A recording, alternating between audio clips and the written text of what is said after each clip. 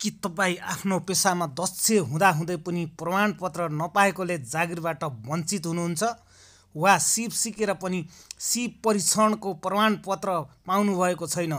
यदि तपाईँहरू पनि आफ्नो सिप अनुसारको प्रमाणपत्र लिई ढुक्क हुन चाहनुहुन्छ भने यो नेपाल इलेक्ट्रिकल च्यानललाई सब्स्क्राइब गरी आफ्ना साथीहरूलाई सेयर गर्न नभुल्नुहोला। किनभने आजको भिडियोमा हामी बिल्डिङ इलेक्ट्रिसियनको सम्पूर्ण सिलेबसको जानकारी गराउँदैछौँ। कतिपय साथीहरूले बिल्डिङ इलेक्ट्रिसियनको लागि के कस्ता प्रश्नपत्रहरू सोधिनेछन् भनेर पनि भन्नुभएको छ। आउनुहोस् हेरौँ बिल्डिङ इलेक्ट्रिकल लेभल 1 को सिलेबस। यहाँ एकाइ 1 इकाइ शीर्षक साइट तयार गर्ने भनेको छ। साइट तयार गर्ने भनेको तपाईहरूले पनि साइट अथवा कुनै पनि घरहरू ठेक्कामा लिनुभएको छ भने त्यो घरलाई काम गर्नु पूर्व अगाडि तपाईँहरूले त्यसको मूल्याङ्कन गर्नुहुनेछ। कति तार लाग्छ, कति पाइप लाग्छ, अथवा त्यहाँ कसरी काम गर्ने हो, खट मान्नुपर्छ कि पर्दैन लगायतका विभिन्न कुराहरू रहनेछन्। र हाम्रो सिटिबिटीको एनएसटिभीमा पनि यही किसिमले यहाँ बताइएको छ र तपाईँले के कसरी कुन रुलमा काम गर्नुपर्ने हुन्छ भनेर यहाँ बताइएको छ र यहाँ भनिएको छ। र दक्षताका तत्त्वहरू भनेको तपाईँले के जान्नुपर्छ भनेर बताइएको छ। र यता इकाइ सङ्केत भनेको छ र इकाइ सङ्केतमा कार्य सम्पादन तथा मापदण्ड भनिएको छ। तपाईँले यसमा दिएको मापदण्ड अनुसारै काम गर्नुपर्ने हुन्छ। र यहाँ 1.1 भनेर दिएको छ, तर म भने 1-2 गरेर तपाईँहरूलाई बताउँदैछु। र सबैभन्दा पहिला 1 नम्बरमा रहेको छ औजार तथा उपकरण सङ्कलन गर्ने। औजार तथा उपकरण सङ्कलन गर्ने भन्ने बित्तिकै आफूलाई चाहिने विभिन्न किसिमका औजारहरू सङ्कलन गर्ने भनेर बुझिन्छ। र यसका मापदण्ड के रहेका छन् भन्दा त सबैभन्दा पहिला तपाईँले विद्युतीय लेआउटको नक्सा सङ्कलन गरेको हुनुपर्छ भनेको छ। र यदि तपाईँ इक्जाम दिन जाँदै हुनुहुन्छ भने तपाईँलाई इक्जामरले विद्युतीय लेआउटको नक्सा दिने गर्दछन् र त्यो नक्सा तपाईँले सबैभन्दा पहिला प्राप्त गर्नुहुनेछ। र यदि प्राप्त गर्न नसक्नु भएको भए पनि तपाईँले सुरुमा यही माग्नुपर्ने हुन्छ। र अर्को नम्बरमा रहेको छ विद्युतीय लेआउट नक्सा अनुसार औजार तथा उपकरणको छनौट गरी सूची तयार गरेको भनेको छ। विद्युतीय लेआउट भनेको तपाईँलाई इक्जामरले दिएको नक्सा अनुसार जुन प्रोजेक्ट दिएको हुन्छ र त्यो प्रोजेक्टको लागि तपाईँलाई के औजार तथा उपकरणहरूको आवश्यकता पर्दछ त्यसको चाहिँ सूची तयार पार्नुपर्ने हुन्छ। र ती औजारहरूको लागि राम्रोसित जाँचबुझ गरेको हुनुपर्छ। अथवा औजार तथा उपकरण जस्तै पावर सकेटहरू, स्विचहरू बिग्रेका छन् कि छैनन् अथवा कस्तो किसिमका रहेका छन् त्यसलाई चाहिँ राम्रोसित जाँचेर हेर्नुपर्ने हुन्छ। र नम्बर 2 मा रहेको छ चिनो लगाउने। चिनो लगाउनेले हामी इङ्ग्लिसमा मार्किङ गर्ने पनि भनिन्छ। र चिनो लगाउने भनेको हामीले पाइप तथा लिस्टी लगाउँदाखेरि कुन किसिमले कसरी चिनो लगाउने भनेर जुन मार्किङ गरेको हुन्छ अथवा चिनो लगाउने गरेको हुन्छ त्यसैलाई भनेको हो। र यो चिनो लगाउने सिस्टम भनेको तोकिएको स्थानमा नाप अनुसार प्रष्ट देखिने गरी चिनो लगाउनु पर्ने हुन्छ। जुन लेआउट नक्सामा देखिएको छ त्यसको नाप अनुसार सेन्टिमिटर छ भने सेन्टिमिटरमा र फिटमा अथवा इन्चमा छ भने इन्चमा त्यही किसिमले प्रष्ट देखिने गरी चिन्ह लगाएको हुनुपर्ने छ। र साइट व्यवस्थित गर्ने भनेको छ। साइट व्यवस्थित गर्ने भन्ने बित्तिकै तपाईँले आफूले काम गर्ने ठाउँमा विभिन्न किसिमका अवरोधहरू हुन सक्छन् अथवा कार्यालय स्थलमा चाहिँ फोहोर हुन सक्छ। तपाईँले जहाँ काम गर्दै हुनुहुन्छ त्यहाँ विभिन्न किसिमका इँटाहरू हुन सक्छन् अथवा बोराहरू हुन सक्छन् तथा अन्य सामानहरू हुन सक्छन्, त्यसलाई चाहिँ हटाएको हुनुपर्छ। र 4 नम्बर रहेको छ खट प्लेटफर्म तयार गर्ने। खट अथवा प्लेटफर्म तयार गर्ने भनेको तपाईँहरू काम गर्दाखेरि घोडाको प्रयोग गरेर काम गर्नुभएको थियो होला अथवा कुनै ठाउँमा खटको पनि प्रयोग गर्न पर्ने हुन्छ। त्यस किसिमले आफूलाई आवश्यक उचाइ अनुसारको नहल्लिने गरी बनाएको खटलाई यहाँ भनिएको छ। र कार्य सम्पादन गर्नको लागि आवश्यक औजार तथा उपकरणहरू के चाहिन सक्छन् भनेको छ। तपाईलाई थाहा छ हामी अहिले कन्सिल वायरिङ तर्फ गइरहेका छौं र कन्सिल वायरिङ पनि सिटिबिटी लेभल 1 को बिल्डिङ इलेक्ट्रिसियन अन्तर्गतकोमा हामी अहिले सिकिरहेका छौँ र यसको लागि जुन कन्सिल वायरिङ भन्नाले हामीले हाम्रो भाषामा अन्डरग्राउन्ड वायरिङको लागि भन्ने गर्दछौँ र अन्डरग्राउन्ड वायरिङको लागि तपाईँलाई के सामग्री तथा उपकरणहरूको आवश्यकता पर्दछ त्यसमा हामी भन्न गइरहेका छौँ। सबैभन्दा पहिला चक, धागो, सोबेल, कर्नी, कुचो, बाल्टी, डोरी, घन्टी, निर, धुलो, लेभल पाइप, स्पिड लेभल, नाप्ने टेप, भर्याङ, हतौडा, करौती र व्यक्तिगत सुरक्षाका उपकरण बनिएको छ। तपाईँलाई अन्डरग्राउन्ड वायरिङ गर्न अथवा कन्सिल वायरिङ गर्नको लागि के सामान चाहिन्छ त? चक, धागो, सोबेल भनेको चक र धागो तपाईँलाई चिन्ह लगाउनको लागि आवश्यकता पर्दछ भने सोबेल भनेको बेल्चा हो र कर्नी अनि कुचो, बाल्टी तपाईँलाई डोरीहरूको जसरी त्यहाँ पाइप जडान गर्नको लागि अथवा पाइपभित्र भित्तामा फिट गर्नको लागि के सामग्रीहरू चाहिन्छ त्यसको तपाईँले चाहिँ सबैको लिस्ट बनाउनु पर्छ र त्यो सामान पनि तपाईँले आफ्नो अगाडि ल्याएर राख्नुपर्ने हुन्छ। यसैलाई हामी कार्य सम्पादनका आवश्यक औजारहरू पनि भन्ने गर्दछौँ। र अब अर्को आउँछ सुरक्षा र स्वच्छता। यसमा पेसागत स्वास्थ्य र सुरक्षा पनि भनेको छ र यसमा सुरुमा भनेको छ व्यक्तिगत सुरक्षाका उपकरणको प्रयोग भनेको छ। व्यक्तिगत सुरक्षाको उपकरणको प्रयोग भनेको तपाईँले आफू सुरक्षित हुनको लागि चाहिने उपकरणहरू के हुन् त्यसको वर्णन गरिएको छ। र औजार र सामग्रीहरू प्रयोग गर्दाको सावधानी भनेको छ। तपाईँले ड्रिल मेसिन, स्क्रुड्राइभर, चक्कु लगायतका विभिन्न सामग्रीहरूको प्रयोग गर्दाखेरि के किसिमको सावधानी अपनाउनु पर्ने हुन्छ त्यसको बारेमा यहाँ वर्णन गरिएको छ। र खट, भर्याङ प्रयोग गर्दा अपनाउनु पर्ने सावधानी भनेको छ। तपाईँले यदि खट अथवा भर्याङको प्रयोग गरिरहनु भएको छ भने त्यसमा अपनाउनु पर्ने सावधानीहरू के हुन् त? तपाईँले खटमा चढ्दाखेरि खट हल्लिनु भएन अथवा भर्याङमा चढ्दाखेरि भर्याङ चिप्लिनु भएन। यस किसिमको सावधानीलाई यसमा भनेको छ। र लास्टमा रहेको छ औजारहरू दुवानी प्रयोग भण्डारण गर्दा अपनाउनु पर्ने सावधानी भनेको छ। औजारहरू दुवानी प्रयोग र भण्डारण गर्दा अपनाउनु पर्ने सावधानी भनेको तपाईँले सामानहरू लिएर आउँदाखेरि के कस्तो सावधानी अपनाउनु पर्ने हुन्छ त?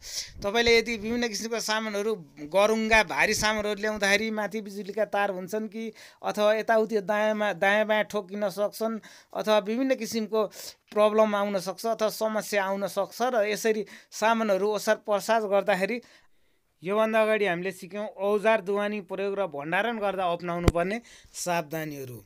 अब हामी जाउँ प्रविधिक ज्ञान तथा व्यावहारिक ज्ञानतर्फ। प्रविधिक ज्ञान भन्नाले तपाईँले थ्योरी हो भनेर बुझ्नुपर्छ अथवा थ्योरिटिकल्ली ज्ञानहरू के हुन् भनेर बुझ्नुपर्ने हुन्छ। र तपाईँले कन्सिल वायरिङ गर्नको लागि विभिन्न थ्योरिटिकल नलेज अथवा प्रविधिक ज्ञानको आवश्यकता पर्दछ। सबैभन्दा पहिला औजार, उपकरण तथा सामग्री।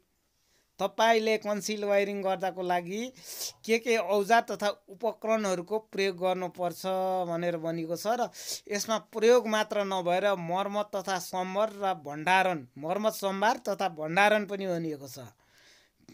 हामीले कन्सिल वायरिङ गर्दाखेरि प्रयोग गर्ने उपकरण तथा सामग्रीहरूको प्रयोग कसरी गर्ने, मर्मत तथा सम्भार कसरी गर्ने र भण्डारण कसरी गर्ने भनेको छ। र यहाँ नाप र इकाइको पनि वर्णन गरिएको छ। नाप र इकाइ भनेको तपाईँले विभिन्न किसिमका नापहरू गर्दा जस्तै तपाईँले पाइपको नाप, तारको नाप अथवा विभिन्न नापहरूको इकाइ हुन्छ। जस्तै नापमा हामी के नाप्न गर्छौँ सेन्टिमिटर, इन्च, मिटर, मिलिमिटर लगायतका विभिन्न किसिमका युनिटलाई यहाँ दर्शाइएको छ। र यो युनिट तपाईँले जान्नुपर्ने हुन्छ। जस्तै सङ्केतहरू, विद्युतीय सङ्केतहरू भन्ने बित्तिकै हामीले विद्युतका सङ्केतहरू भनेर बुझिन्छ। र विद्युतीय सङ्केत लगायतका विभिन्न सङ्केतहरूलाई छोटकरीमा लेखिएको हुन्छ। तपाईँले ख्याल गरिरहनु भएको होला विद्युतीय सङ्केत बाहेकका विभिन्न सङ्केतहरू बाटोमा हिँड्दा पनि ट्राफिक लाइटका पनि सङ्केतहरू हुन्छन् र तिनलाई सजिलै बुझ्ने गरेर लेखिएको हुन्छ। यस किसिमका विद्युतीय सङ्केतहरू पनि रहेका छन् र ती सङ्केतहरू के कस्ता छन् भनेर तपाईँले नेपाल इलेक्ट्रिकल मार्फत बेसिक इलेक्ट्रिकल इन्जिनियरिङ मार्फतका कोर्सहरूमा तपाईँले सजिलै सिक्न सक्नुहुनेछ र त्यहाँ गएर हेर्नुहोला। अहिले भर्खरै अपलोड नभए पनि अब बिस्तारै बिस्तारै अपलोड भइरहेका छन्। र अब आयो लेआउट डायग्राम। वास्तवमा लेआउट डायग्राम भनेको छ र यस्ता डायग्राम लेआउट डायग्राम मात्रै हुन्छ कि सर्किट डायग्राम हुन्छ कि अथवा विभिन्न किसिमका जस्ता पनि किसिमका डायग्रामहरू रहेका छन्। इलेक्ट्रिकल सर्किटमा कति किसिमका डायग्राम हुन्छन् भनेर मैले नेपाल इलेक्ट्रिकल मार्फतको बेसिक इलेक्ट्रिकल इन्जिनियरिङमा प्रष्ट रूपमा राख्दै आइरहेको छु र राख्ने क्रममा रहेका छन्। र यदि प्राप्त भए हेर्नुहोला, अन्यथा म यसमा बिस्तारा बिस्तारा राखिरहेको हुनेछु। र अर्को रहेको छ डोरीको प्रकार तथा प्रयोग। तपाईँलाई इक्जाम दिँदाखेरि विभिन्न किसिमका डोरीको प्रयोग हुनसक्छ। डोरीको प्रयोग तपाईँलाई लेबल लाउनको लागि अथवा धागो हान्नको लागि डोरीको प्रयोग हुनसक्छ र घन्टीहरू आदि झुन्ड्याउनको लागि पनि डोरीको प्रयोग हुनसक्छ। र कस्ता कस्ता किसिमका डोरी हुन्छन् तपाईँलाई राम्रोसित जानकारी हुनुपर्ने छ। र यदि तपाईँलाई छैन भने पनि नेपाल इलेक्ट्रिकमा जोडिनु होला, तपाईँलाई सम्पूर्ण जानकारी हुनेछ। र अब रह्यो खटको प्रकार तथा प्रयोग।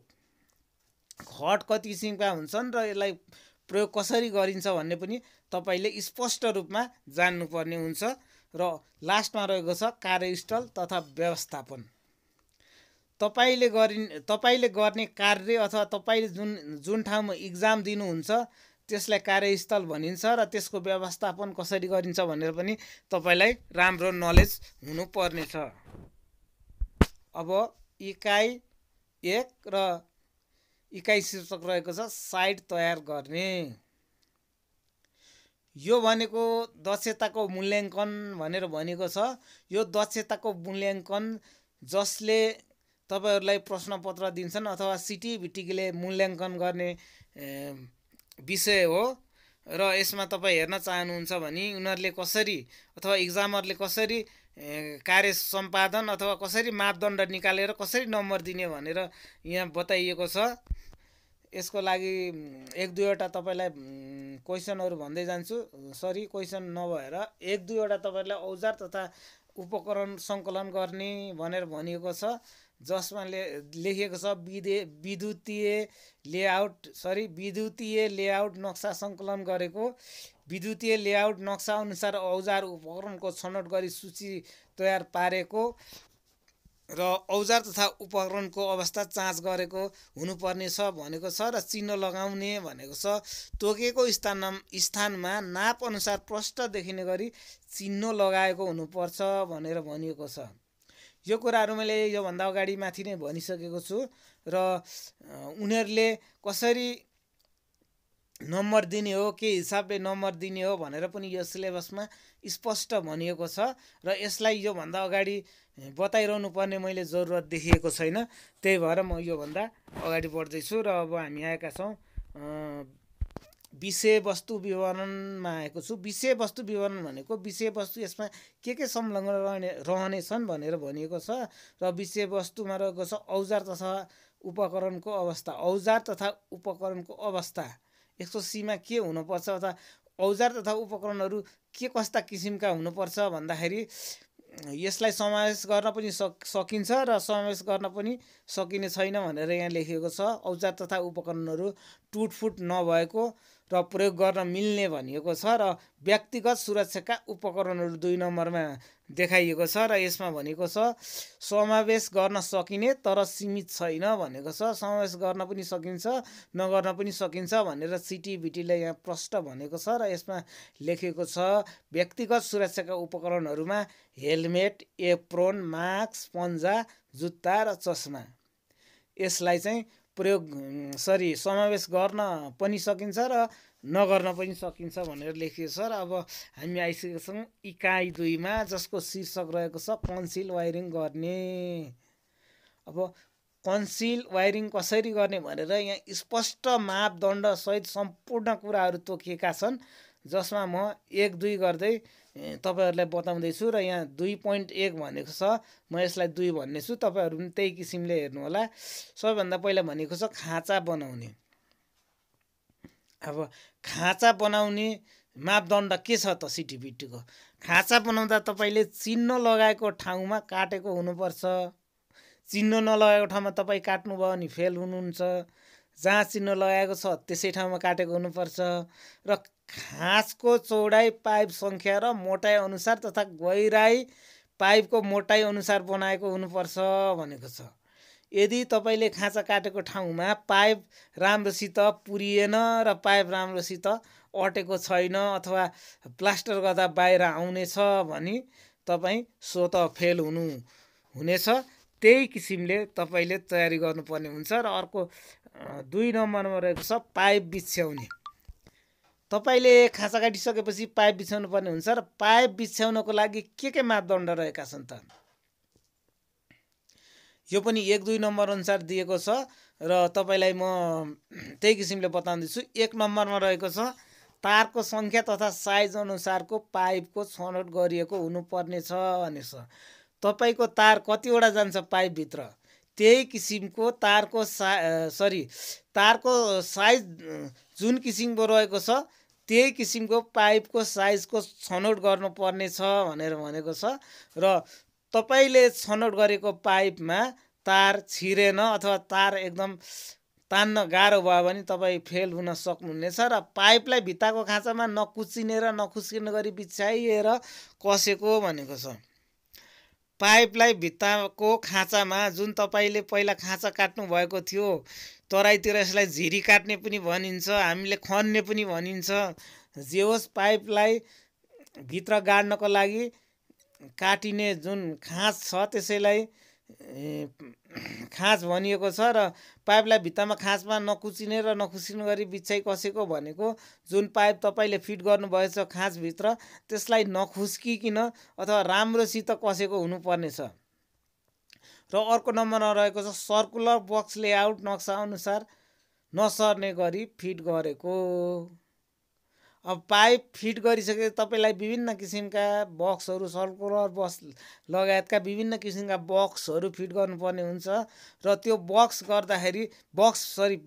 फिट गर्दाखेरि नक्सा अनुसार नहल्लिने र नसर्ने गरी फिट गरेको हुनुपर्ने छ भनेको छ। र जुन तपाईँलाई नक्सामा दिएको लेआउटमा जति एमएममा त्यो रहनुपर्ने छ त्यही किसिमले यसलाई फिट गर्नुपर्ने छ। र अर्को रहेको छ आवश्यकता अनुसार फिस वायर राखेको। आवश्यकता अनुसार फिस वायर राखेको भनेको तपाईँले आवश्यकता अनुसार जुन तार तान्नको लागि प्रयोग गरिने वायरलाई भनिएको छ। र यसको त्यति धेरै महत्त्व चाहिँ हुँदैन, तर तपाईँले आवश्यकता अनुसार फिस वायर भन्ने राखेको हुनुपर्ने छ। र सिमेन्ट मोटारले प्याचवर्क गरेको भनेको मोटारले प्याचवर्क गरेको भनेको तपाईँले जुन पाइप राखिसकेपछि त्यहाँ रफ गर्ने भन्छौँ हाम्रो भाषामा, रफ गरेर पाइपलाई टाल्नुपर्ने हुन्छ र त्यो गर्नुपर्ने हुन्छ। यदि तपाईँले पाइप राखेर सिधै छोडिदिनु भयो भने तपाईँ स्वत फेल हुनुहुनेछ। र पाइपको मुख बन्द गरेको, यदि तपाईँले पाइप राखेर सबै चिजहरू फिटफाट गर्नुभयो तर पाइपको मुख चाहिँ बन्द गर्नुभएको छैन भने तपाईँ स्वत फेल हुन सक्नुहुनेछ अथवा तपाईँको नम्बर घट्नेछ। र अर्को रह्यो लेआउट नक्सा अनुसार प्रत्येक पोइन्टमा छोटो नहुने गरी पाइप छाडी सिधा काटेको। तपाईँले जसरी पाइप बिछ्याउनुहुन्छ आफ्नो खाँचा काटे अनुसारको यसरी खाँचा काटेर पाइप राख्दा पनि तपाईँले नक्सा अनुसार प्रत्येक पोइन्टमा अलिकति अथवा 1-2 एमएम पाइप छाडेर काटेको हुनुपर्ने छ। र 3 नम्बरमा रहेको छ मेटल बक्स जडान गर्ने। अब खाँचा पनि काटिसक्यो, पाइप पनि बिछाइसक्यो, अब के फिट गर्नु पर्यो भन्दाखेरि त मेटल बक्स फिट गर्नु पर्यो। र मेटल बक्स फिट गर्नको लागि तपाईँले बक्सको नाप अनुसार खाँचा बनाएको हुनुपर्छ। भनेको तपाईँले मेटल बक्स जुन फिट गर्नुहुन्छ त्यो चाहिँ खाँचाभित्र राम्रोसित छिर्ने र सजिलै निस्कन सक्ने किसिमको हुनुपर्छ अथवा मेटल बक्सभन्दा अलि ठुलो खाँचा काटेको हुनुपर्छ। यदि मेटल बक्स राम्रोसित छिरेको छैन भने त्यो मान्ने हुने छैन। र अर्को नम्बरमा रहेको छ मेटल बक्स खाँचामा लेबल मिल्ने गरी राखेको। मेटल बक्स खाँचामा लेबल मिल्ने गरी राखेको भन्नाले तपाईँले जुन मेटल बक्स राख्दै हुनुहुन्छ त्यसलाई चाहिँ लेभल पाइप अनुसार एकदम सिधा राख्नुपर्ने हुन्छ।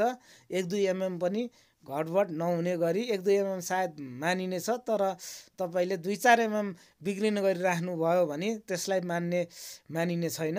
र सिमेन्ट मोटारले प्याच गरेको भनेको छ यदि तपाईँले मेटल बक्स राखिसकेपछि त्यो मेटल बक्सलाई चाहिँ सिमेन्टले प्याच गर्नुपर्छ अथवा रफ गरेर त्यसलाई नहल्लिने गरी राख्नुपर्ने हुन्छ। र अर्को 4 नम्बर रहेको छ तार तान्ने। तार तान्दा के नियमहरू पालना गर्नुपर्छ भनेर स्पष्ट रूपमा लेखेको छ। तारको कुचालक अथवा इन्सुलेसन क्षति नहुने गरी कलर कोड अनुसार तार तानेको र तारलाई आवश्यकता अनुसार छोडी काटेको भनेको छ। यो भनेको के हो भने तपाईँले तार तान्दाखेरि इन्सुलेसनको क्षति हुनु भएन। तपाईँले पाइपबाट तार जुन जिआई तारले हामीले तानिन्छ यसरी तान्दाखेरि त्यसको इन्सुलेसनमा कुनै किसिमको घाउ लाग्नु भएन। र कलर कोड अनुसारको तार तानेको भनेको तपाईँले न्युट्रलको लागि कुन कलरको तार भनेको छ, फेसको लागि कुन कलरको तार भनेको छ र हाफको लागि कुन कलरको तार भनेको छ त्यही किसिमले तपाईँले कलर कोड अनुसार तार तानेको हुनुपर्छ। र तार तानेर जुन बट्टाबाट बाहिर निस्किँदा होस् अथवा होल्डरमा निस्किँदाखेरि होस् त्यसलाई चाहिँ आवश्यकता अनुसार सिटिभिटीको नियम अनुसार भन्दछु म त्यो किसिमले चाहिँ बाहिर छोडेको हुनुपर्छ। 1 बित्ता छोड्ने हो अथवा 2 बित्ता छोड्ने हो त्यो पछि तपाईँले हेर्दै जानुहुनेछ। र अहिलेको लागि यति मात्रै बुझ्नु होला। र हामी आइसकेका छौँ अब कार्य सम्पादन आवश्यकताका औजार तथा उपकरण सामग्रीहरू भनेको छ।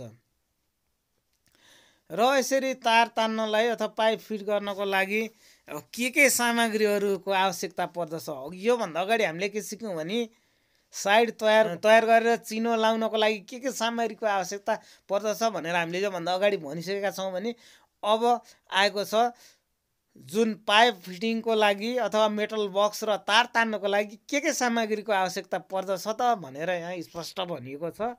र तपाईँले यही नियम अनुसार अथवा यो सिटिभिटी एनएसटिभीको लेभलको जुन सिलेबस अहिले मैले जुन सिलेबस बताइरहेको छु त्यो सिलेबस अनुसार तपाईँले काम गर्नुभयो भने तपाईँ 100% पास हुन सक्नुहुनेछ।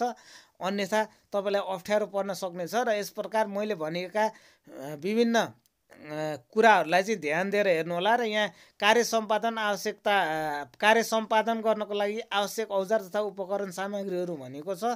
भनेको मतलब यो तपाईँलाई पाइप राख्न, तार तान्न र मेटल बक्स फिटिङको लागि मात्र भनेको छ। यहाँ स्विच प्लेट आदिको कुरा गरिएको छैन। त्यही भएर यसलाई ध्यान दिएर सुन्नु होला। सबैभन्दा पहिला तपाईँलाई चाहिन्छ नाप्ने tape, fish wire, metal box, PVC pipe, circular box, wall cutting machine, छिना, तार, इन्सुलेसन टेप, चक्कु, प्लायर सेट, पेचकस सेट, हतौडा, wire stripper, distribution board, junction box, PVC clamp, ढलान किल्ला, वायर ह्याक्स, रेती, भर्याङ, हुक, किल्ला, सोबेल, कराई, कर्नी, cement motor, speed level pipe, drill machine र व्यक्तिगत सुरक्षाका उपकरण भनिएको छ। तपाईँलाई यो पाइप फिट गर्नको लागि अथवा कन्सिल वायरिङ गर्नको लागि भित्तामा पाइप हाल्नको लागि के सामग्रीहरूको आवश्यकता पर्छ भनेर स्पष्ट तोकिएको छ। हामीले सामान्य किसिमले काम गर्दा हामीले खासै सामानको प्रयोग गरिन्न। हामीले हतौडा, छिनो र तार बाँध्नको लागि प्लायर र आदि सामान्य कुराहरूको प्रयोग गरिए तापनि तपाईँले इक्जामको लागि यहाँ लेखिएका सम्पूर्ण चिजहरू चाहिँ प्रयोग गर्नुपर्ने हुन्छ अथवा त्यो किसिमका सामग्री तथा औजार र उपकरणहरूको लिस्ट बनाउनु पर्ने हुन्छ। यदि नचाहिए तापनि सिटिभिटीले तोके अनुसारका यी सामानहरूको लिस्ट तपाईँले बनाउनु पर्ने हुन्छ। अब रह्यो 7 नम्बरमा सुरक्षा र स्वच्छता। सुरक्षा र स्वच्छता भनेर पेशागत स्वास्थ्य र सुरक्षालाई भनिएको छ। तपाईँले काम गर्दाखेरि अपनाउनु पर्ने सुरक्षाहरू के हुन् त भनेर यहाँ बताइएको छ र यसमा व्यक्तिगत सुरक्षा तथा उपकरणको प्रयोग भनेको छ। तपाईँ आफू कसरी सुरक्षित हुने र उपकरणहरूलाई कसरी प्रयोग गर्ने भनेर बताइएको छ र विद्युतीय सुरक्षाको नियमको पालना भनेको छ। विद्युतीय सुरक्षाका नियम भन्नाले विद्युतीय कार्य गर्दाखेरि विभिन्न नियमहरू हुन्छन् र ती नियमहरूलाई पालना गर्न भनिएको छ र धारिला औजारहरू चलाउँदा अपनाउनु पर्ने सावधानी भनेको छ र तपाईँले यदि धारिला औजारहरू चलाउँदै हुनुहुन्छ भने यो सावधानी अपनाउनु पर्ने हुन्छ। इलेक्ट्रिकल काम गर्दा धारिला औजारहरू त चलाउनै पर्ने हुन्छ, जस्तै चक्कुहरू, ड्रिल मेसिनहरू, छिनो, ह्यामर लगायतका विभिन्न सामानहरू त हामीले चलाउनै पर्ने हुन्छ र त्यसको लागि पनि कसरी सावधानी अपनाउने भनेर यहाँ भनिएको छ। र ड्रिल मेसिन चलाउँदा अपनाउनु पर्ने सावधानी भनेको छ, तपाईँ हामीले ड्रिल मेसिन चलाएका छौँ र ड्रिल मेसिन चलाउँदा के सावधानी अपनाउनु पर्छ सबै कुराहरू तपाईँले जानेको हुनुपर्ने छ र यदि जान्नुभएको छैन भने पनि नेपाल इलेक्ट्रिकलमा आएर सिक्नुहोला र हामी बिस्तारै अपलोड गर्दैछौँ र यो हाम्रो पहिलो भिडियो हो, यो दोस्रो भिडियो हो जुन प्र्याक्टिकल सिटिभिटी भने हामीले भनिरहेका छौँ र खट भर्याङको प्रयोग गर्दा अपनाउनु पर्ने सावधानी भनेको छ। त यदि तपाईँले खट अथवा भर्याङको प्रयोग गर्दाखेरि कसरी सावधानी अपनाउनु पर्छ, खटलाई कसरी बलियोसित बनाउने अथवा भर्याङलाई कसरी राम्रोसित अड्याउने लगायतका विभिन्न कुराहरू पढ्नेछन् र अब हामी पछाडि आइसकेका छौँ र अब यहाँ प्रविधिक ज्ञान भनिएको छ। अहिले तपाईँले जुन पाइप बिछाउँदाखेरि के कसरी काम गर्नुपर्छ भनेर मापदण्डहरू सिकिसक्नु भएको छ र अब प्रविधिक ज्ञान भनेको तपाईँले थ्योरिटिकल नलेजहरू के जरुरत पर्दछ भनेर यहाँ बताइएको छ र सबैभन्दा पहिला रहेको छ औजार उपकरण तथा सामग्रीको प्रयोग। अघि तपाईँले जुन पाइप राख्नुभन्दा अगाडि साइड तयार गर्दाखेरि अथवा चिनो लगाउँदाखेरि साइड तयार गर्दाखेरि के सामग्रीको प्रयोग तथा के सुरक्षाको उपकरण र त्यसको लागि के आधारभूत ज्ञानहरू चाहिन्छ अथवा प्रविधिक ज्ञानहरू चाहिन्छ भनेर पहिला पनि पढिसक्नु भएको छ अथवा जानिसक्नु भएको छ। त्यही अनुरूप तपाईँलाई यहाँ पनि प्रविधिक ज्ञान भनेर बताइएको छ, जसमा औजार तथा उपकरणका सामग्रीहरूको प्रयोग भनेको छ।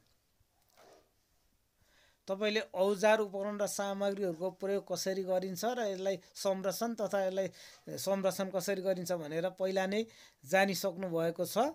र अर्को रहेको छ विद्युतको परिचय। विद्युतको परिचय भनेर तपाईँलाई नेपाल इलेक्ट्रिकल च्यानल मार्फत बेसिक इलेक्ट्रिकल इन्जिनियरिङमा सुरुको पाठमै विद्युतको परिचय भनेर तपाईँले जोभन्दा अगाडि जानिसक्नु भएको छ, त्यसको लागि यहाँ बताइरहनु आवश्यकता मैले देख्दिनँ। र दोस्रो नम्बरमा रहेको छ करेन्ट, भोल्टेज, रेजिस्टेन्स र पावरको परिचय। योभन्दा अघिल्लो पाठमा अथवा बेसिक इलेक्ट्रिकल इन्जिनियरिङको पाठमा तपाईँले करेन्ट, भोल्टेज, रेजिस्टेन्स र पावरको बारेमा पनि राम्रोसित जानिसक्नु भएको छ भन्ने मलाई लागेको छ। र यदि जान्नुभएको छ भने नि नेपाल इलेक्ट्रिकल मार्फत बेसिक इलेक्ट्रिकल इन्जिनियरिङको प्लेलिस्टमा गएर सबै प्लेलिस्ट हेर्नुहोला, तपाईँले यस सम्बन्धी सम्पूर्ण ज्ञान प्राप्त गर्नुहुनेछ। र व्यावहारिक परिकलन भनेको छ र यसमा पनि यहाँ के कुरा सोधिन्छ भनेर बताइएको छ। आधारभूत विद्युतीय परिणामहरू निकाल्न भनिएको छ। विद्युतीय परिणाम जस्तै I=V/R र P=V/I र E=P/T भनिएको छ। यो विषयमा सम्पूर्ण जानकारीको लागि तपाईँले नेपाल इलेक्ट्रिकल मार्फतको बेसिक इलेक्ट्रिकल इन्जिनियरिङका विभिन्न च्याप्टरहरू पढिसकेपछि तपाईँले अवश्य जान्नुहुने नै छ। अब रह्यो सुचालक र कुचालक। सुचालक केलाई भनिन्छ र कुचालक केलाई भनिन्छ भनेर तपाईँले व्यावहारिक प्र्याक्टिकल नलेज तपाईँले जानेको हुनुपर्ने छ। र विद्युतीय सामग्रीहरूको परिचय पनि तपाईँलाई जान्नुपर्ने हुन्छ र विद्युतीय झड्का के हो र झड्का कसरी लाग्छ भन्ने पनि जान्नुपर्ने हुन्छ। र प्राथमिक उपचार, फेज न्युट्रल र अर्थ, न्युट्रल के हो, फेज के हो, अर्थिङ के हो भनेर तपाईँले राम्रोसित जानेको हुनुपर्ने छ। र वायरिङ गर्ने तरिकाको पनि ज्ञान हुनुपर्ने हुन्छ। तपाईँलाई कसरी वायरिङ गर्ने, कति किसिमका वायरिङ हुन्छन्, लिस्टी हो कि सर्फेस हो कि अथवा पाइप वायरिङ हो कि कन्डिक वायरिङ पनि भनिन्छ र कस्ता किसिमका वायरिङ हुन्छ तपाईँले राम्रोसित जानेको हुनुपर्ने छ। पिभिसी पाइपको प्रयोग तथा प्रकार।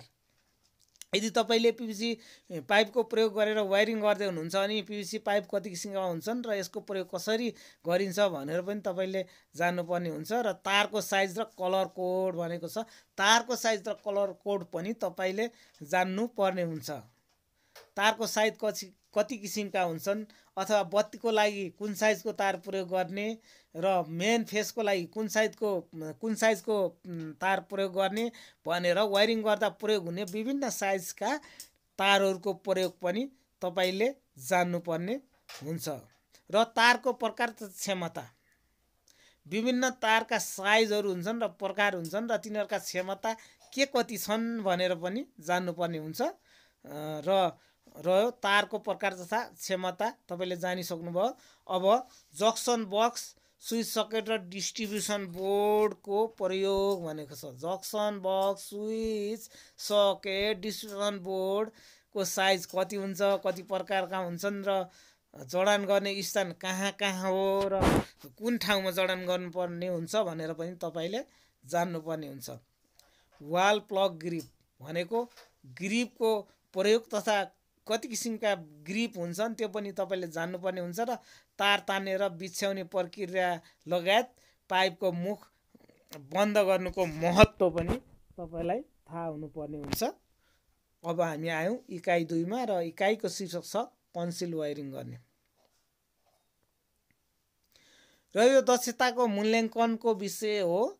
यसमा इक्जामरले कसरी नम्बर दिने, तपाईँहरूले इक्जाम दिँदाखेरि कसरी नम्बर दिनुहुन्छ भनेर स्पष्ट बताइएको छ र यसलाई म उल्लेख गर्न चाहन्न, किनभने तपाईँले यो सिलेबसलाई डाउनलोड गरेर पनि हेर्न सक्नुहुनेछ र यही भिडियोको डिस्क्रिप्सनमा मैले तपाईँलाई यसको सम्पूर्ण लिङ्कहरू दिने नै छु। त्यसकारण यसलाई म छोडेर अगाडि बढ्दैछु। र अर्को विषय आएको छ विषयवस्तु विवरण भनेको छ र विषयवस्तु र सीमा भनेको छ। हामीले अगाडि नै जानिसक्यौँ तारको साइज, पाइपको साइज लगायतका विभिन्न किसिमका साइजहरूलाई अथवा योभन्दा अगाडि तपाईँहरूले बुझिसक्नुभयो पाइपका साइज, तारका साइज र विभिन्न किसिमको साइजहरू सिटिभिटीको नियमअनुसार प्रयोग गर्नु पर्ने छ भनेर तपाईँले योभन्दा अगाडि नै बुझिसक्नु भएको छ।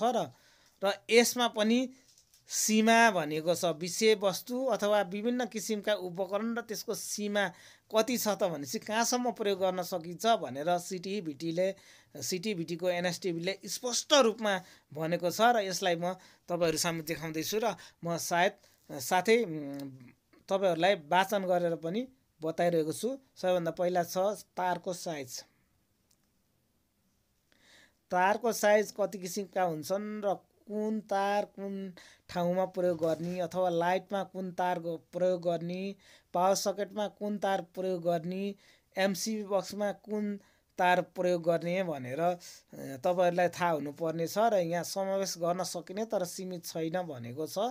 तारको साइज यहाँ बताएको छ 1.5 mm, 2.5 mm, 4 mm र 6 mm भनेर जम्मा 4 थरीको तारको विवरण यहाँ बताइएको छ। र पाइपको साइज पनि त्यही किसिमले बताइएको छ जसमा समावेश गर्न सकिने तर सीमित छैन भनेको छ। र पाइपको साइज यहाँ 3 किसिमको साइज बताइएको छ, एउटा 16 mm को, एउटा 20 mm र 25 mm को। 16 mm को पाइप कहाँ प्रयोग गर्ने, 20 mm को कहाँ प्रयोग गर्ने, 25 mm को पाइप कहाँ प्रयोग गर्ने भनेर तपाईँलाई प्रष्ट रूपमा जानकारी भएको हुनुपर्ने छ। अब आयो मेटल बक्स। मेटल बक्स पनि कहाँ र कसरी प्रयोग गर्ने भनेर तपाईँलाई थाहा हुनुपर्ने छ। र स्विच सकेटको लागि कतिको मेटल बक्स प्रयोग गर्नुपर्छ, जक्सन बक्सको लागि कुन मेटल बक्स प्रयोग गर्नुपर्छ र डिस्ट्रिब्युसन बोर्डको लागि कुन मेटल बक्सको प्रयोग गर्नुपर्छ भन्ने कुरा तपाईँलाई स्पष्ट जानकारी हुनुपर्ने छ। अब आयो कलर कोड। कलर कोडमा पनि समावेश गर्न सकिने तर सीमित छैन भनेको छ। इक्जाममा आउन पनि सक्छ, नआउन पनि सक्छ। यहाँ माथि अहिले भर्खर जुन कुराहरू म भनिरहेको छु त्यो इक्जाममा आउन पनि सक्छ, नआउन पनि सक्छ, तर तपाईँ तयारी भने हुनुपर्ने छ।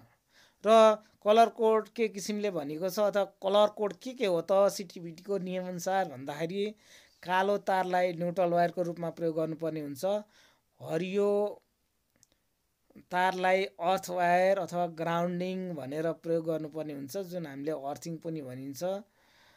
र हरियो मात्र नभएर हरियो र पहेँलो मिसिएको जुन तार आउँछ त्यसलाई पनि ग्राउन्डिङ वायर भनेरै चिन्नुपर्ने हुन्छ। र रातो, पहेँलो र निलो फेज 1, 2 र 3 को लागि प्रयोग गर्नुपर्ने हुन्छ।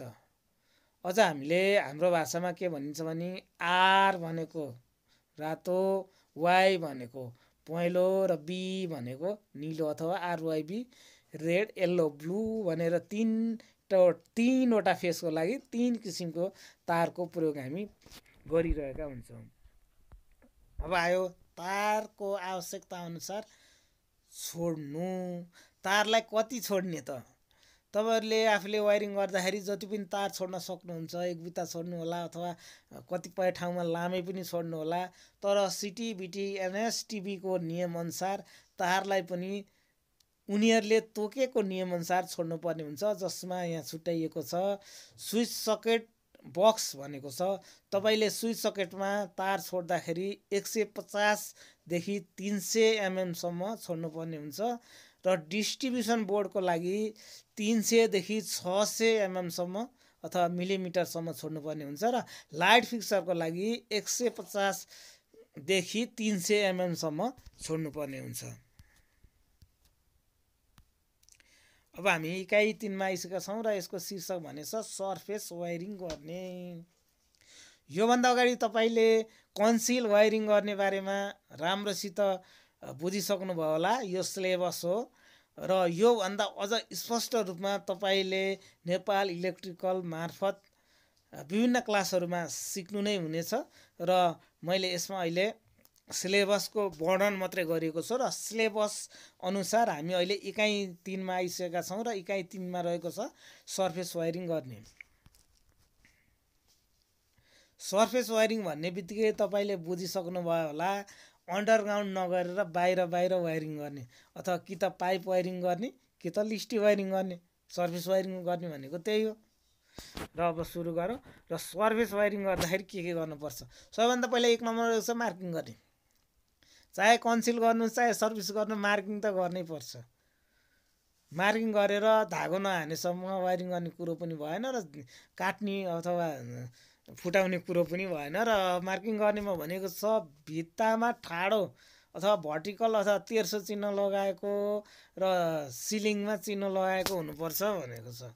तपाईँले मार्किङ गर्दा ठाडो कतिवटा पाइप जान्छ त लिस्टी जान्छ, त्यही किसिमले अथवा ड्रइङमा दिएको जुन तपाईँले सुरुमा नक्सा पाउनुहुनेछ जसलाई लेआउट भनेको छ, लेआउट नक्सा इक्जामरले तपाईँलाई दिइसकेपछि जुन नक्सा अनुसार तपाईँले चिन्ह लगाउनु पर्ने हुन्छ त्यही चिन्हलाई यहाँ भनेको छ। चिन्ह ठाडो र तेर्सो बुझिने गरी लगाउनु पर्छ भनेको छ। र सिलिङ भयो, सिलिङमा पनि चिन्ह लगाउनु पर्छ भनेको छ। र switch socket, DB, light fixture र पिभिसी डक्टको लागि चिन्ह लगाएको हुनुपर्ने छ भनेको छ। त्यसले यहाँ के पनि भनेछ भने डिबी बक्सको लागि पनि चिन्ह लगाउनु पर्यो, तपाईँले लाइट कहाँ राख्नुहुन्छ त्यहाँ पनि चिन्ह लगाउनु पर्छ, र डक्टको लागि पनि चिन्ह लागेको हुनुपर्छ भनेको छ। डक्टको लागि भने तपाईँले पाइप प्रयोग गर्दै हुनुहुन्छ नि, पाइप कहाँदेखि कहाँसम्म लाने लगायतका विभिन्न किसिमलाई पनि चिन्ह लगाउनु पर्ने भनेको छ। अब ड्रिल गर्ने भनेछ। ड्रिल गर्ने भनेपछि स्विच सकेट, डिबी र बत्ती फिट गर्नको लागि चिन्ह लागेको हुन्छ। ड्रिल गर्नको लागि पनि तपाईँले मार्करले अथवा कुनै पनि चिन्ह लाग्ने किसिमको पदार्थले चिन्ह लागेको हुनुपर्छ। र चिन्ह लगाएको ठाउँमा ग्रिपको लम्बाइ अनुसार सिधा ड्रिल गरेको हुनुपर्छ। यदि तपाईँले ड्रिल गर्दाखेरि बाङ्गो गर्नुभएको छ भने त्यो पनि मान्य हुने छैन। र अर्को आएको छ पिभिसी बक्स डक्ट जडान गर्ने भनेछ। पिभिसी बक्स जडान गर्दाखेरि के नियमको पालन गर्नुपर्छ त? यदि पिभिसी बक्स र डिबीमा तारको सङ्ख्या अनुसार पल पारी चिन्ह लगाएको ठाउँमा फिट गरेको, यदि तपाईँले पिभिसी बक्स अथवा डिबीमा तारको सङ्ख्या अनुसारको पल पारी चिन्ह लगाउनु भएको छैन भने यो मान्य हुने छैन। जसरी तपाईँले जुन पिभिसी बक्सहरू चिन्ह लगाउनुहुन्छ नि त्यो ठाउँमा ड्रिल गरिएको छैन अथवा त्यो ठाउँमा फिट गरिएको छैन भने त्यो पनि मान्य हुने छैन। र पिभिसी डक्ट नाप अनुसार काटेको हुनुपर्छ भन्छ। पिभिसी डक्ट नाप अनुसार काटेको भनेको जसरी ड्रइङमा जुन किसिमको लम्बाइ दिएको छ अथवा चौडाइ दिएको छ त्यही किसिमले तपाईँले पिभिसी डक्ट, लिस्टी अथवा पाइपलाई चाहिँ काटेको हुनुपर्छ। पिभिसी डकमा 30 सेन्टिमिटरको दूरीमा पल पारी चिन्ह लगाएको र ठाउँमा नहल्लिने गरी सिधा कसेको भनेको छ। तपाईँले कन्ड्युट पाइप अथवा लिस्टी किन्दाखेरि अथवा लिस्टी प्रयोग गर्दाखेरि जुन 6 फिटको आउँछ त्यसलाई चाहिँ 30 सेन्टिमिटरको दूरीमा पल पार्नु पर्ने हुन्छ। यदि तपाईँले यो हल्दिन्न उकिन्न भनेर पल थोरै पार्नुभयो भने यो मान्य हुने छैन र प्रत्येक 30 सेन्टिमिटरमा तपाईँले चिन्ह लगाएर ड्रिल गरेर स्क्रु पसेकै हुनुपर्छ। र अर्को रहेको छ 30 देखि 30 सेन्टिमिटर भन्दा छोटो पिभिसी डकमा 2वटा पल पारी चिन्ह लगाएर ठाउँमा नहल्लिने गरी कसेको भनेको छ। यदि लिस्टी काटेर टुक्रा भयो, अब टुक्रालाई त 3वटा पल पार्ने कुरा भएन, तर यदि सानो टुक्रा छ भने तपाईँले 2वटा पल पारेर ड्रिल गरेर स्क्रु पसेको हुनुपर्ने छ। अब तार बिछ्याउने कुरो आयो। 1 नम्बर रहेको छ पिभिसी डक्टमा कलर कोड अनुसार तार बिछ्याएको हुनुपर्छ भनेको छ। पिभिसी डक्ट भनेको लिस्टी हो र यसमा तार बिछ्याउँदा तपाईँले न्युट्रलमा कुन कलर हो, आरमा कुन कलर हो, वाइमा कुन कलर हो, अर्थिङमा कुन कलर हो, त्यही किसिमले तार बिछ्याएको हुनुपर्ने छ, नै भने मान्यता हुने छैन। र तारलाई आवश्यक अनुसार छोडी काटेको योभन्दा अगाडि तपाईँले कति एमएम अथवा कति सेन्टिमिटरमा तार छोडेर काट्नुपर्छ भनेर अगाडि जानिसक्नु भएको छ, त्यही किसिमले तार छोडेर काट्नुपर्ने हुन्छ। र पिभिसी डक्टलाई कभर लगाएको भनेको छ जुन तपाईँले लिस्टी ठोकेर वायरिङ अथवा तार बिछ्याउँदाखेरि राम्रोसित कभर लगाएको हुनुपर्ने हुनेछ। र यदि कभर लाउँदाखेरि उठेको इत्यादि भएमा मान्य हुने छैन। र अब हामी आयौँ 5 नम्बरमा पिभिसी सिजिट कन्ड्युट जडान गर्ने भनेको छ। काटिएको पिभिसी सिजिट कन्ड्युट चिन्ह लगाएको ठाउँमा 30 सेन्टिमिटरको दूरीमा स्याडललाई नहल्लिने गरी सिधा कसेको भनेको थियो। अघि तपाईँले लिस्टी बुझ्नुभयो अथवा पाइप बुझ्नुभयो, चाहे जे बुझ्नु भए पनि स्याडल पनि 30 सेन्टिमिटरको दूरीमा कसनु पर्यो। यदि लिस्टीलाई तपाईँले स्क्रुप गर्दै हुनुहुन्छ भने, ड्रिल गरेर फिक्स गर्दै हुनुहुन्छ भने पनि 30 सेन्टिमिटरमा कस्नुपर्ने हुन्छ। यो भन्न खोजेको कुरा त्यति नै हो। अब जाउँ अगाडि। तार तान्ने। अब तार तान्दा के मापदण्ड अपनाउनु पर्ने हुन्छ त? आवश्यकता अनुसार फिटिङको प्रयोग गरेको, आवश्यकता अनुसार फिटिङ प्रयोग गरेको भनेको छ। र तार तान्दाखेरि तारको कुचालक अथवा इन्सुलेसन क्षति नहुने गरी कलर कोडको प्रयोग अनुसार तार तानेको हुनुपर्ने छ र तारलाई आवश्यकता अनुसार छोडी काटेको हुनुपर्ने छ, जुन यो भन्दा अगाडि तपाईँले जानिसक्नु भएको छ। र कार्य सम्पादन आवश्यकताका औजारहरू भनेको छ। र यो कार्य सम्पादन गर्दाखेरि विभिन्न फरक औजारहरू आउन सक्छन्। योभन्दा अगाडि तपाईँले कन्सिल वायरिङ गर्दाखेरि जुन जुन औजार मैले बताएको थिएँ त्योभन्दा यहाँ फरक पनि हुनसक्छ। एकचोटि मैले सरर पढेर तपाईँहरूलाई सुनाउँदैछु। नाप्ने tape, fish wire, PVC box, PVC duct, सिजिट conduit, circular box, wall cutting machine, छिना, तार, इन्सुलेसन टेप, चक्कु, प्लायर सेट, पेचकस, हथौडा, wire stripper, distribution board, junction box, PVC clamp, saddle, grip, पेच किला, ढलान किला, वायरिङ वायर, ह्याक्स, रेती, भर्याङ, हुक किला, सोबेल, कराई, कर्डिन, cement, motor, speed level pipe, drill machine र व्यक्तिगत सुरक्षाका उपकरणहरू। अब सुरक्षा तथा स्वच्छता योभन्दा अगाडि पनि तपाईँले बुझिसक्नु भएको छ र यसमा थप कुराहरू आएका छन्। यसमा म तपाईँलाई फेरि पनि पढेर सुनाउँदैछु। व्यक्तिगत सुरक्षा तथा उपकरणको प्रयोग। व्यक्तिगत सुरक्षा तथा उपकरणको प्रयोग तपाईँले राम्रोसँग गरेको हुनुपर्ने छ र विद्युतीय सुरक्षाका नियमहरू पनि पालना गरेको हुनुपर्ने छ र धारिला औजारहरू चलाउँदाखेरि सावधानी अपनाउनु पर्ने हुन्छ र ड्रिल मेसिन चलाउँदा पनि सावधानी अपनाउनु पर्ने हुन्छ र खट भर्याङको प्रयोग गर्दा पनि सावधानी अपनाउनु पर्ने हुन्छ। अब यो लिस्टी तथा कन्ड्युट वायरिङ गर्दाखेरि चाहिने प्रविधिक ज्ञान अथवा थ्योरीहरू के हुन् त? अब यो म बताउन गइरहेको छु। औजार तथा उपकरण तथा सामग्रीहरूको प्रयोगको बारेमा तपाईँलाई प्रविधि ज्ञान हुनुपर्ने छ र पिभिसी डगको प्रयोग तथा प्रकारहरू, पिभिसी डग अथवा लिस्टी अथवा पाइप कति लामो हुन्छन्, कति किसिमका हुन्छन् भनेर तपाईँलाई स्पष्ट रूपमा जानकारी हुनुपर्ने छ र पिभिसी सिजिड कन्ड्युटको प्रयोग तथा प्रकार, यदि लिस्टीको प्रयोग तथा प्रकार थाहा छ भने तपाईँलाई कन्ड्युट पाइपको पनि प्रयोग तथा प्रकारको बारेमा जानकारी हुनुपर्ने छ र तारको साइज र कलर कोडको पनि जानकारी हुनुपर्ने छ र तारको प्रकार तथा क्षमताको बारेमा पनि तपाईँलाई थाहा हुनुपर्ने छ। जक्सन बक्स, स्विच सकेट र डिस्ट्रिब्युसन बोर्डको प्रयोग, साइज, प्रकार र जडान गर्ने प्रक्रिया पनि तपाईँलाई थाहा हुनुपर्ने छ र वाल ग्रिपको प्रयोग तथा प्रकार र तार तान्ने र बिछ्याउने प्रक्रिया र पाइपको अथवा कन्ड्युटको मुख बन्द गर्ने को महत्त्व पनि तपाईँलाई थाहा हुनुपर्ने छ।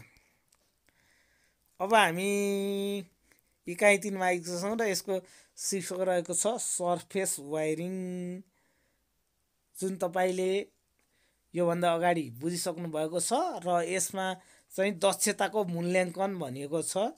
जुन तपाईँले काम गर्नुहुन्छ र त्यसको मूल्याङ्कन इक्जामरले अथवा सिटिभिटीका टिचरहरूले कसरी मूल्याङ्कन गर्छन् भन्ने कुरा स्पष्ट बताइएको छ, जुन योभन्दा अगाडि पनि म स्किप गर्दै आइरहेको छु र अब हामी योभन्दा पछाडि जाँदैछौँ र यसमा विषयवस्तु विवरण र विषयवस्तु र सीमा भनेको छ।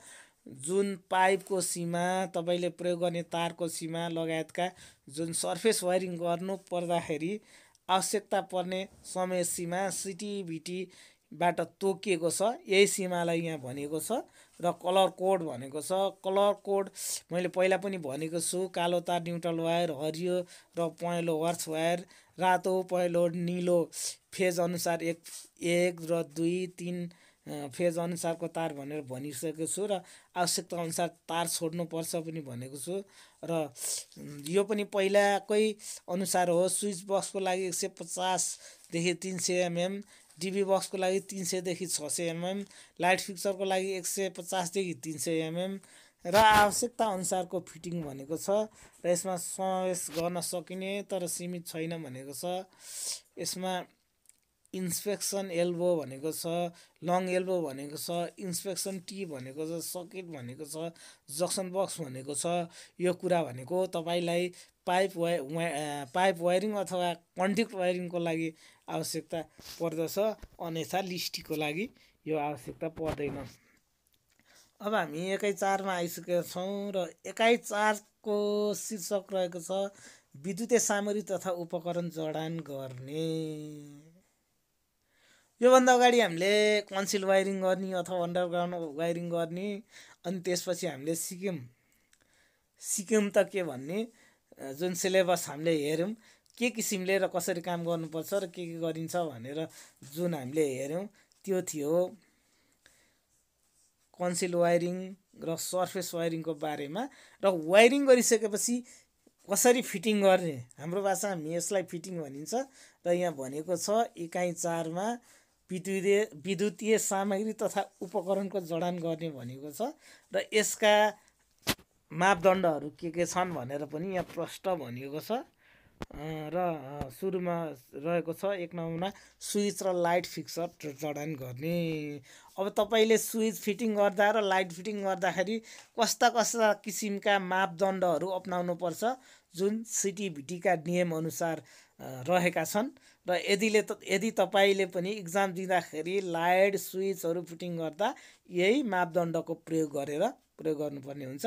र 1 नम्बर रहेको छ स्विच तथा लाइट फिक्सरको अवस्था जाँच गरेको हुनुपर्छ भनेको तपाईँले लाइट तथा विभिन्न किसिमका उपकरण जस्तै स्विच, फ्युज अथवा सकेटहरू लगाउँदाखेरि यसको अवस्था चाहिँ जाँच गरेको हुनुपर्ने छ। यो बिग्रेको भयो भने तपाईँ स्वत फेल हुनेछ। र अन अफ कन्टिन्युटी जाँच गरेको भनेको छ। यदि तपाईँले लाइट फिक्सर अथवा लाइटहरू, स्विचहरू लगायतका विभिन्न उपकरणहरू फिट गर्नुभन्दा अगाडि यसको कन्टिन्युटी चेक गरेको हुनुपर्छ अथवा यसले काम गरेको छ कि छैन भनेर तपाईँले मल्टिमिटरबाट अथवा अन्य उपकरणबाट जाँच गरेको हुनुपर्ने छ। कन्डक्टरमा क्षति नहुने गरी टर्मिनेसन पोइन्टको इन्सुलेसन निकालेको र फेज वायर स्विचमा जोडेको हुनुपर्ने छ भनेको छ। यदि बट्टामा बाहिर अथवा बाहिर निस्किसकेको तारलाई छिल्दाखेरि तपाईँले इन्सुलेसन निकाल्दाखेरि तारमा घाउ लागेको हुने छैन। र फेज वायर स्विचमा जोडेको भनेको छ तपाईँले वायरिङ गर्दाखेरि फेज वायर जहिले पनि स्विचमा होस् अथवा एमसिबीमा होस् फ्युजमा फेजै वायर जोडेको हुनुपर्ने छ। स्विचबाट निस्केको फेज वायर र न्युट्रल वायर लाइट फिक्सरमा नहल्लिने गरी कसेको भनेछ। स्विचबाट निस्केको फेज तथा न्युट्रल जुन अर्थिङ जेसुकै तार होस् जुन लाइटहरूमा अथवा पावर सकेटहरूमा जेमा भए पनि नहल्लिने गरी टाइटली कसनु त पर्ने नै छ। यसमा भनोस् या नभनोस् लाइट फिक्सर लेभल मिलाई नहल्लिने गरेको। यदि तपाईँले लाइटहरू अथवा ट्युबलाइटहरू विभिन्न किसिमका लाइटहरू फिट गर्दाखेरि नहल्लिने गरी र लेभल मिलेको हुनुपर्छ। जुन पानीको लेभल अथवा विभिन्न लेभल अनुसार मिलेको हुनुपर्छ र स्विच प्लेट नहल्लिने गरी कसेको हुनुपर्छ भनेको छ। र स्विच प्लेट पनि हल्लिने गरी कस्ने त सवालै भएन। त्यही भएर नहल्लिने गरी कसेको हुनैपर्छ। कभर नहल्लिने गरी हालेको स्विच कभर लगायतका एमसिबी बक्सका कभरहरू पनि नहल्लिने गरी हाल्नुपर्छ। र अब आयो स्विच सकेट आउटलेट जडान गर्ने।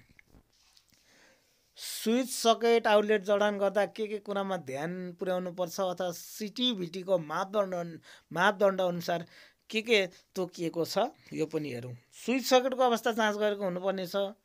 स्विच सकेटको अवस्था जाँच गरेको हुनुपर्छ भन्नाले तपाईँले लगाउने स्विच सकेट चाहिँ नबिग्रेको हुनुपर्छ। तपाईँले चाहे मल्टिमिटरले चेक गर्नुहोस् चाहे विभिन्न अरू औजारले चेक गर्नुहोस् कन्टिन्युटीले टेस्टरले टेस्ट गर्नुहोस् टेस्ट ल्याम्पले टेस्ट गर्नुहोस् त्यो नबिग्रेको हुनुपर्ने छ।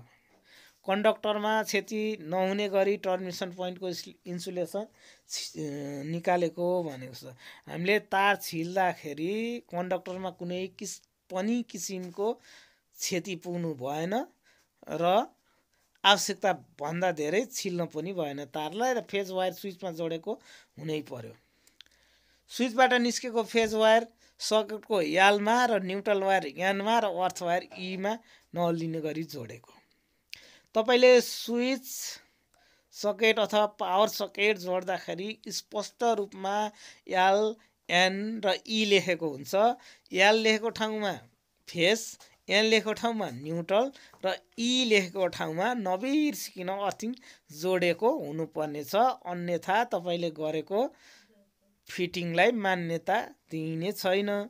ओके, हामी आइसकेका छौँ इकाइ 5मा अथवा 5 नम्बरमा आइसकेका छौँ र यसमा रहेको छ ग्राउन्डिङ अथवा अर्थिङ गर्ने।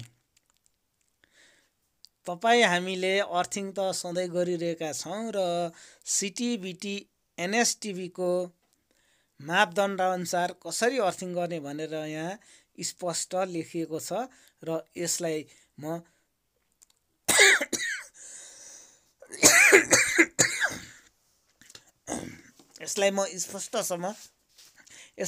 स्पष्टसँग तपाईँहरू सामु पढिरहेको छु। र प्लेट अर्थिङ भनेको छ। अर्थिङका पनि विभिन्न किसिमहरू रहने गरेका छन् र जसमा प्लेट अर्थिङ र पाइप अर्थिङ चाहिँ एकदम फेमस अर्थिङहरू हुन्। र सबैभन्दा पहिला यहाँ प्लेट अर्थिङ गर्ने तरिका त बताइएको छैन तर प्लेट अर्थिङका मापदण्डहरू भने यहाँ बताइएको छ। र प्लेट अर्थिङ गर्नको लागि अर्थिङ सामग्री तयार गरेको भनेको छ। तपाईँले अर्थिङ गर्नुभन्दा अगाडि सामग्रीहरू तयार गर्नुपर्ने हुन्छ र घरदेखि कम्तीमा 1.5 मिटरको दूरीमा माटोको अवस्था हेरी 1.5 मिटरदेखि 3 मिटरसम्मको खाडल बनाएको हुनुपर्ने छ। र ब्रेजिङ गरिएको अर्थ प्लेटलाई खाडलको केन्द्रमा ठाडो राखी कोइला र माटोको मिश्रणले पुरेको हुनुपर्ने छ। यहाँ स्पष्ट बताइएको छ कि अर्थिङ गर्दाखेरि अर्थ प्लेटलाई नट बोल्ट नराखेर ब्रेजिङ अथवा वेल्डिङ गर्न बताइएको छ र तपाईँहरूले त्यही किसिमले गर्नुपर्ने हुन्छ। र अर्को नम्बरमा रहेको छ खाडलमा कम्तीमा 19 mm को पिभिसी अथवा जिआई पाइप तथा सोली जडान गरेको हुनुपर्नेछ भनेर भनेको छ। जुन अर्थिङमा बेला बेलामा पानीको आवश्यकता पर्दछ अर्थिङ रेजिस्टिभिटीलाई बढाइराख्नको लागि, त्यसको लागि पाइप चाहिँ 19 mm को हुनुपर्नेछ भनेको छ। र प्लेटबाट निस्केको 10 देखि 8 SWG अथवा 8 देखि 10 SWG भनेको स्ट्यान्डर्ड वायर गेजको तार, हामीले नम्बर पनि भन्ने गर्दछौँ, 10 नम्बर अथवा 8 नम्बरको तार भन्ने गर्दछौँ। 8 देखि 10 नम्बरको तारलाई अर्थिङ तार पाइपभित्र राखी डिबीमा जोडेको हुनुपर्नेछ भनेको छ। र यो अर्थिङ तारलाई चाहिँ पाइपभित्र राखेर डिबीमा जोडिएको हुनुपर्ने छ। अब पाइप अर्थिङको बारेमा पनि यहाँ मापदण्ड बताइएको छ। र पाइप अर्थिङ गर्दाखेरि अर्थिङ सामग्री तयार गरेको भनेको छ। तपाईँलाई अर्थिङ गर्नुभन्दा अगाडि चाहिने पाइप, नुन, कोइला लगायतका विभिन्न सामग्रीहरू तपाईँले सुरुमै तयार पारिसकेको हुनुपर्ने छ। र घरदेखि कम्तीमा 1.5 मिटरको दूरीमा माटोको अवस्था हेरी, माटोको अवस्था भनेको माटोको रेसिस्टिभिटी पनि नाप्न सकिन्छ, अथवा माटोको चिस्यान अनुसार 2.5 देखि 3 मिटरसम्मको खाडल बनाएको हुनुपर्छ भनिएको छ। र 2.5 मिटरको लम्बाइ र 2.5 सेन्टिमिटरको गोलाइ भएको पाइपलाई 15 सेन्टिमिटरको अन्तरमा 1.2 अथवा 1.2 सेन्टिमिटरको प्वाल भएको हुनुपर्ने छ। र ब्रिजिङ गरिएको अर्थ पाइपलाई खाडलको केन्द्रमा ठाडो पारी राखी कोइला र माटोको मिश्रणले पुरेको हुनुपर्ने छ। खाडलमा कम्तीमा 1.9 सेन्टिमिटरको PVC पाइप तथा जिआई पाइपमा सोली जडान गरेको पनि हुनुपर्ने छ। र पाइपबाट निस्केको 10 देखि 8 गेज अथवा SWG को अर्थिङ तारलाई पाइपभित्र राखी डिबीमा कनेक्सन अथवा जोडिएको पनि हुनुपर्ने छ। अब रड अर्थिङको पनि यहाँ कुरा गरिएको छ। र रड अर्थिङ गर्दाखेरि अर्थिङ सामग्री पनि तयार गर्नै पर्यो र घरदेखि 1.5 मिटरको दूरीमा पनि हुनै पर्यो। यहाँ प्रत्येक चोटि घरदेखि 1.5 मिटरको दूरीमा भनेको छ। र घरसँगै जोडेर हामीले कहिले पनि अर्थिङ गर्नु हुँदैन। र घरदेखि कमसेकम 1.5 मिटर चाहिँ छोड्नै पर्ने हुन्छ, किनभने यसले घरलाई पनि असर पार्न सक्दछ। र 2.5 मिटर लम्बाइ अथवा 1.25 सेन्टिमिटर गोलाइ भएको तामाको रडलाई खाडल खनी जमिनमा ठाडो पारेर राख्नुपर्ने हुन्छ। र 10 देखि 8 गेजको तारलाई रडमा जोडेको हुनुपर्छ। र रडबाट निस्केको अर्थिङ तारलाई पाइप राखी डिबीसम्म जडान गरेको हुनुपर्ने छ। यस कामको लागि अथवा अर्थिङ गर्नको लागि आवश्यक औजारहरू पनि स्पष्ट बताइएको छ। र यहाँ बताइए अनुसारको अर्थिङको लागि अथवा अर्थिङ गर्दै हुनुहुन्छ भने यस किसिमका सामग्रीहरू तपाईँले नछुटाइकन लेख्नु अथवा भन्नुपर्ने हुन्छ। सुरुमा रहेको छ नाप्ने टेप, स्केच वा डायग्राम, अर्थिङको डायग्राम पनि तपाईँलाई चाहिन्छ, अर्थ तार चाहियो, पेचकस, चक्कु, प्लायर सेट, ब्रेजिङ गरेको अर्थ प्लेट, अर्थ पाइप, अर्थ रड, कोइला, सोभेल, पिक, गल, बाल्टिन, ह्यामर, सोली, PVC पाइप लगायतका सम्पूर्ण सामग्रीहरूको आवश्यकता पर्दछ। र सुरक्षा र स्वच्छता भनिएको छ, जुन योभन्दा अगाडि पनि तपाईँले धेरै पटक हेरिसक्नु भएको छ। र यसमा सावधानी पुर्याउनु पर्ने कुराहरू के छन् भने खाडल खन्दाखेरि प्रयोग हुने औजारहरूबाट सावधानी अपनाउनु पर्ने हुन्छ। र खाडल खन्दा लड्ने अथवा खाडल खन्दाखेरि अपनाउनु पर्ने सावधानी पनि अपनाउनु पर्ने हुन्छ। र कार्यस्थलमा सुरक्षाको सङ्केतको चिन्ह राख्ने भनेको छ। र खाडल खन्दाखेरि कोही मान्छे नपरुन् भनेर खतरा अथवा केही चिजले घेरेर यसलाई सुरक्षित पनि बनाउनु पर्ने हुन्छ। र व्यक्तिगत सुरक्षाका उपकरणहरू PPE को प्रयोग गर्ने भनेको छ। र व्यक्तिगत सुरक्षाका उपकरणहरू त सुरक्षाका उपकरणहरू अथवा PPE त हामीले प्रयोग गर्नु नै पर्ने हुन्छ। र यसमा व्यावहारिक ज्ञान पनि रहेका छन्। र जुन अर्थिङको व्यावहारिक ज्ञान मैले अर्थ रेजिस्टेन्स कसरी चेक गर्ने भनेर योभन्दा अगाडि भिडियो हालि नै सकेको छु। र कतिपय साथीहरूले त हेरि पनि सक्नुभएको होला। र त्यस भिडियोलाई एकचोटि राम्रोसित हेर्नुभयो भने सम्पूर्ण चिजहरू तपाईँले प्राप्त गर्न सक्नुहुनेछ। र यहाँ पनि भनिएको छ ग्राउन्डिङ अथवा अर्थिङको लागि भनेको छ परिचय, आवश्यकता, प्रकार, सामग्री, जडान प्रक्रिया, अर्थ रजिस्ट्रेसन र अर्थ टेस्ट भनेको छ।